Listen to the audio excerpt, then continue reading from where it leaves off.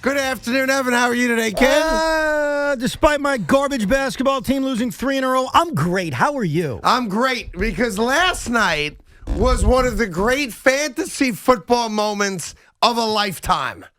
If you're on the right side of it. If you're on the other side of it, it might go down as one of the worst fantasy football moments of a lifetime because, as you know, yesterday was the conclusion of most people's fantasy football league. Well, if you're in the championship. If not, Yes. you had no relevance in it because you were eliminated. And there's a young man named Sonny Carton who I stayed up late beyond my bedtime to watch the game with because he needed a miracle. He needed a miracle in the form of Najee Harris. And Najee Harris, on what amounted to the last actual offensive play of the game for the Pittsburgh Steelers, delivered the miracle. Didn't you always say no one cares about your fantasy team? It's not my team. Whose It's not team my is team. And the reason I bring it up is because we always talk about the bad beats, right? Of the bad things that happen. Oh, can you believe they missed an extra point? Right? It's one of the reasons I advocate you don't gamble because it's totally out of your control and you work really hard for your money. And last night was one of those reasons, if you're on the losing end of a fantasy football championship, save your money, right? But I acknowledge there's another side to it. Somebody lost, meaning somebody won. Yes. Right? Yes. And I saw it again, and it scared me, to be honest. It scared me because I know what was at stake there. But I will say this. For those of you that do participate in fantasy football, that were in a championship game last night in which, whether you had Roethlisberger or maybe you had Baker Mayfield. But what if you had Nick Chubb and you got nothing? Yeah, maybe you had Nick Chubb who got benched essentially for half the game for some reason. Wow. Yes. Wow. What if you had Baker? That's all I can say. What if you had Baker Mayfield and that last second interception cost you? Like the -2 interception sent you as a loser. There could be some very difficult losses to last night's game and some marvelous victories. But remember, on every side of the loss, there's a win. Yeah. On every side of the win, there's a loss. But just remember this, 90% of the people that play fantasy football in a year-long fantasy league never even got to the finals. Correct. They weren't even there. But for those of you that did, that said, oh, wow, Cleveland's got 3 timeouts, Pittsburgh's got to run at least one play, right, before they take a knee, and there's Najee Harris for a 2-yard gain. Well, wait a minute. Are they going to run another play? Yes, they are. Najee Harris for a 3-yard gain. Are they going to run another play? Yeah, why not? And on the broadcast, I was watching the Manningcast last night. You know, typical quarterbacks. Aaron Rodgers was the guest. Aaron Rodgers goes, to hell with it. Throw the ball to the end zone. Right. Let Ben Roethlisberger end his home career in Pittsburgh with a touchdown pass. Right. And Peyton Manning's like, yeah, throw the ball deep.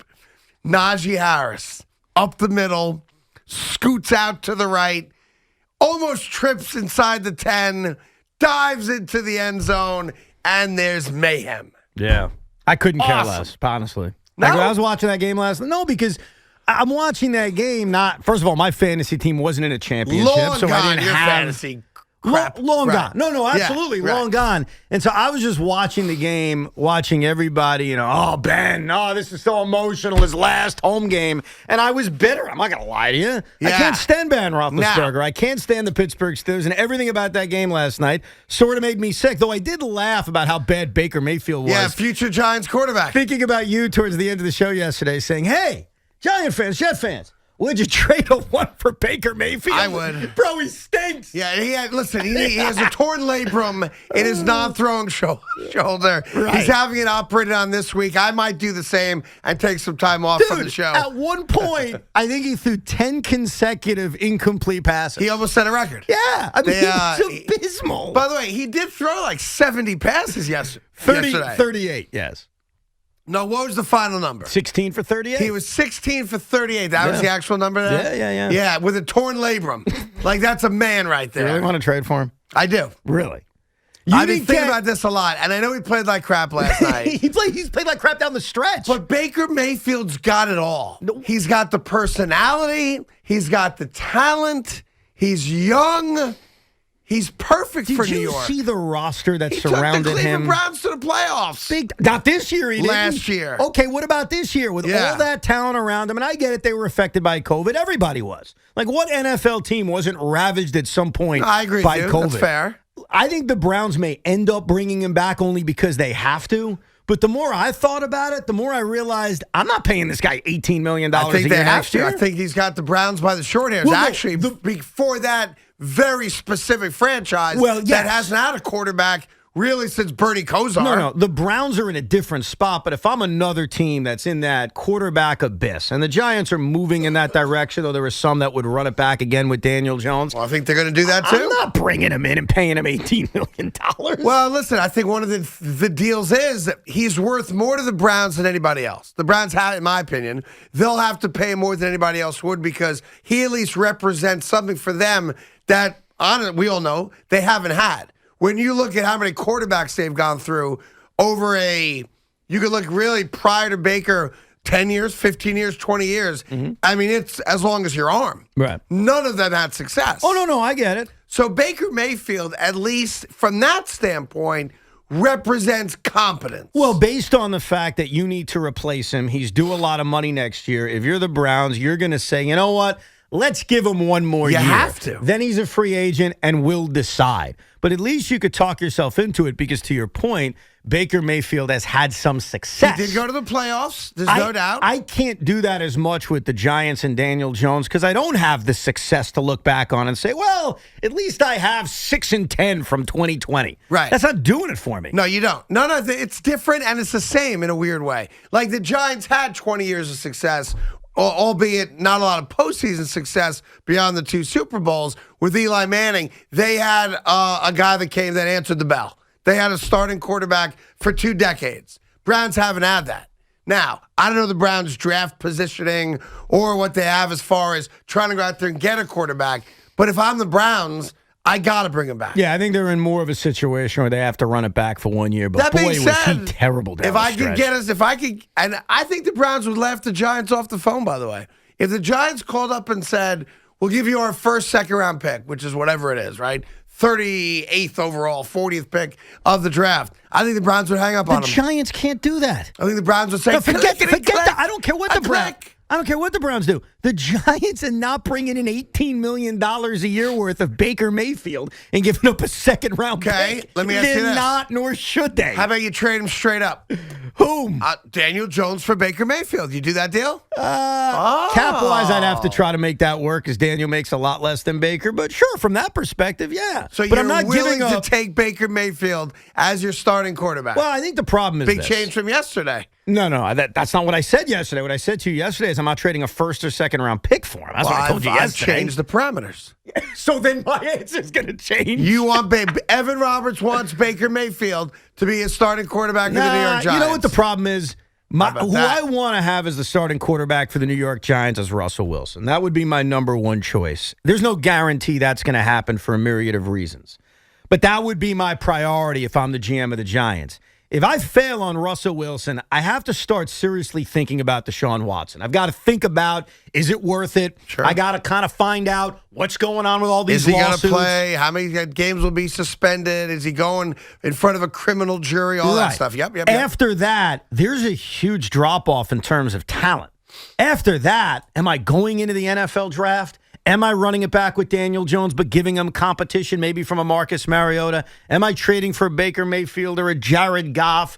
But there's a huge drop, Craig, after you get past the 2 elite-level guys. And the options aren't great. Like, I'll be the first to admit it. Those are not great options once you either fail or decide not to pursue a Deshaun Watson and or Russell Wilson. Like, there's a drop-off that's monumental. Right. Which is why Baker Mayfield's the answer. No, he's not. I'm going to put all my eggs in that basket, knowing it's never going to happen. because I don't think the Cleveland Browns are ever going to let him go.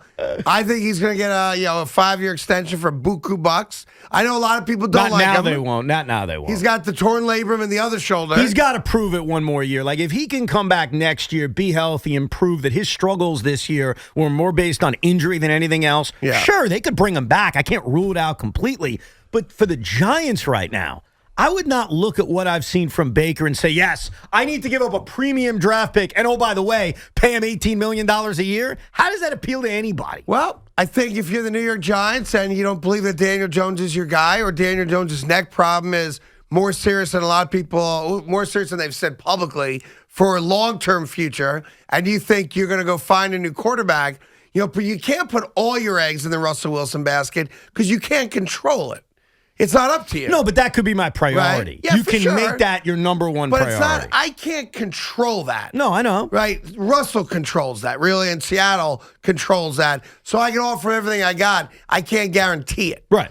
So I got to be smart about it, right? And if I know that Daniel Jones can't play, I better go find a guy that can. Because the fan base is at their limit. Well, Craig, see, this is where we agree. I cannot, under any circumstances, come into next year relying on Daniel Jones to stay healthy. I can't do it. He has proven over the 3 years he's been here, and certainly the kind of seriousness of the neck injury he's dealing with right now, that I can't rely on him. Right. So if I did bring back Daniel Jones, I'd bring him back with serious competition. I'd bring him back with somebody that could take his job. I can't bring him back with Mike Glennon as my backup. I can't bring him back with Colt McCoy as my backup. Well, we'll get into it with you. We'll get your take as well. Plus, later today, the Manning cast has officially jumped the shark. Washington's got a new name. We've got some suggestions for him. And why in the world does anyone give a rat's ass if Ken Rosenthal's working for MLB Network or not? I don't know, but we'll get into that as well. 877-337-6666.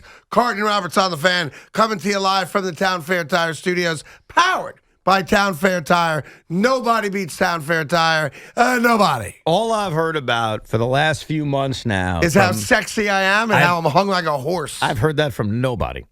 No? You didn't get my Christmas card?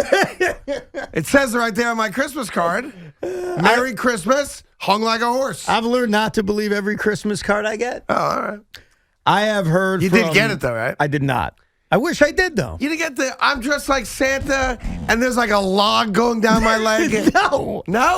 That would have been the best Christmas card I got. Yeah. No offense, Big Mac. Your kids are adorable. But if you sent me I'm hung like a horse Christmas card, for some reason, I would have found that entertaining. How about the one I sent some people? I don't know which one you got, where it's an x-ray of me, and it's an x-ray of my broken leg, but you happen to see also my tripod? No? I didn't get that one either. Yeah, all right. I got to make sure my wife sent it. Why was I not on that mailing list? I'm kind of disappointed. That would have been cool. Maybe it's because I don't have your address. Did I send you a Christmas card? I'm trying to remember. Yes. Your kids are all wearing the same thing. That's right. They're wearing the Med pajamas. Yeah.